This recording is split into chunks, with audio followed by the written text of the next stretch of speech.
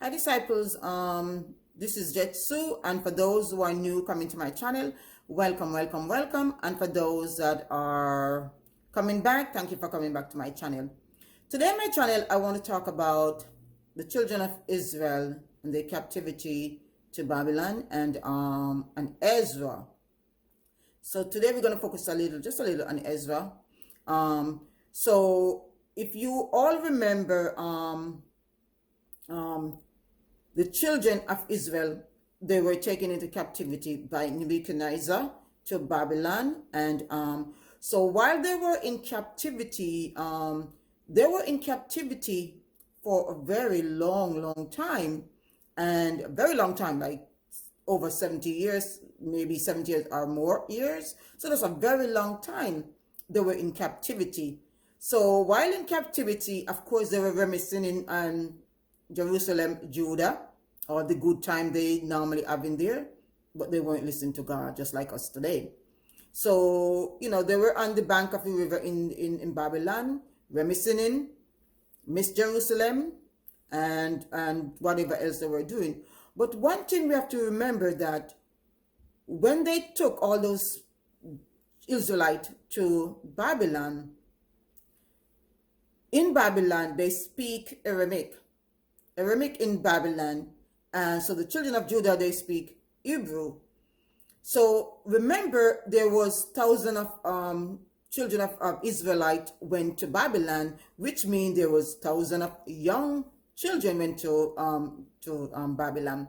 So the language were mixed right there. So the younger generation of the Jewish children, they learn the Aramaic language in Babylon, and that's the language they know, because the older folks, they know the Hebrew language, but they too catch on to the Aramaic language in Babylon. So while they were in Babylon for such a long time, they were learning. It's a new country they were in. So when you go to Rome, they say you do what the Romans do. Not necessarily, but they'll catch on to some of the Babylonian cultures and stuff, especially I'm focusing on especially the younger generation, just like us today. So while they were in Babylon, there was a new king, the new Persian king. He has a really, I would say, funny name, Ataxiarchis, something like that. I never can pronounce it, Ataxiarchis. If somebody know how to pronounce it, just let me know, because I never can pronounce his name. But he commissioned Ezra to go to Jerusalem. So now, after 70 years, the children that was in captivity in Babylon, now they going back to Jerusalem. Remember, I said 70 years. So what is 70 years they left Jerusalem when it was in rubble? So what is it in Jerusalem now after 70 years? Who is living in Jerusalem now after 70 years? So all of these things come into the children's mind, because it's 70 years. That's a long time they were in Babylon. So going back to Jerusalem, this is something new. So Ezra was commissioned by the new Persian king, as Persian back then was big. The king was like taking over so many lands and stuff, So it was big. So he was commissioned by the king, or he went to the king, either way, to go to Jerusalem. And the children, they were all migrating back to Jerusalem. And but what happened? They met upon opposition on their journey into Jerusalem, because they have 70 years. A lot of people comes in Jerusalem, the Samaritans and other neighboring town people, what do you call them, tribe back then. They all occupy in Judah and Jerusalem. So those children of Israel coming back to Jerusalem, oh yeah, they met upon strong opposition to get back to their land. Because those people who occupying their land now, they did not want them to come back in. No. They did not want the Jews to come back in and occupy Jerusalem. The Samaritan, they were, they occupied the land. And so now Ezra, coming back to Jerusalem, commissioned by the king. His job, because remember, Ezra was from the descendant of the first high priest of Jerusalem. That was, what's his name? Aaron. Aaron was the first high priest, and Ezra is from that generation of priestlyhood, I would say, because he's well known in the scribe, and he was well known and skillful in the law of Moses. So who is better to teach the children of Judah with the scroll they coming back from Babylon? So the scroll they coming back from Babylon with, of course, is the law that Moses laid down on the land. So, you know, God gave Moses the law. So whatever else they add in it, but that was the scribe, the scroll they coming back from Babylon. Or it could be something else in the scribe. I'm not sure. 70 years is a long time for things to change. So Ezra came back with the scroll. You have to remember, these people were in Babylon. And no matter what they were doing in Babylon, those who were faithful and, you know, sticking to the law, I'm talking about the Jewish law, whatever they were doing in Babylon, they were probably get caught up with the Aramaic laws or Aramaic rules or tradition, cultures, whatever.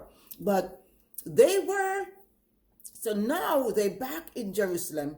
Now Ezra have to read them the law, you know, the law from the scroll. He has to read them the law, the new law that was laid on by Moses. But guess what? A lot of the younger generation didn't understand what Ezra is saying, because they don't know the Hebrew language. They learn the Aramaic language, the younger generation. Oh yeah, all those young children, they grew up now, yeah. So Ezra has to get someone to translate for them. So even some of the older one, they lose it all. 70 years is a long time, they lost it. So the children of Israel, they were faced with mass opposition coming back into their land. This is the land that God gave their forefather Abraham. It's their land. And now it was occupied by criminals. All kind of activity was going on in Jerusalem and Judah. And they didn't want the children of Israel to get back to their land. And that's their land. It was given to them. And they didn't want them back to come. But eventually, you know, they get back into Jerusalem, and Ezra read the law to them and said, this is what we need to do. We own our land. Be grateful to God. Follow God's rules. Listen to God. 70 years, that's a long time in captivity. You don't want to go back in captivity. So Ezra read them the law, what they're supposed to execute on a daily basis. And this is what they're supposed to follow. Because after suffering so long, who wants to go back to Babylon? Who wants to go live the way they were living in Babylon? Oh yeah, Babylon was like almost like Sodom and Gomorrah. And the faithful Jewish people that was in Babylon, I can't imagine what they were going through. You know, kind of like Lot, kind of with Lot, and in Sodom, what Lot was going through. All those crap that was going on in Sodom. So it's the same thing with the faith. I'm talking about the faithful Jewish people, the one who believe in God, trust in God, believe that Jesus was the Son, that was in captivity in Babylon. Those are the ones I'm talking about. I'm not talking about everybody. Because everybody not going to go to heaven. All of us not going to go. So Ezra remind them, remember where we're coming from. And remember how many years we were there. So you don't follow these rules I'm giving you, that Moses laid down, that was given to Moses by God. We're going to go back. Another captivity. So we are like the children. We are like the children of Israel. We carry on until something happened. And then when something happened, we say, God, God, God, God, God. And then God answer your prayer and get you out of it. And then you bam, right back into it.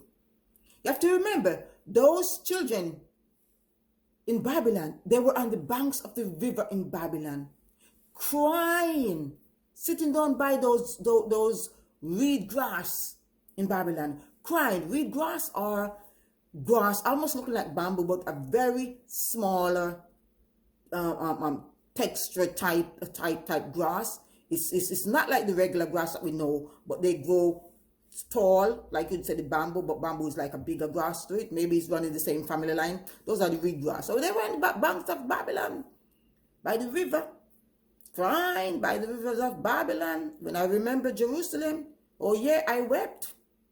When we remember Zion, oh yeah, they were crying and reminiscing and crying and crying and crying, and God hear their voice. God speak to Ezra one day.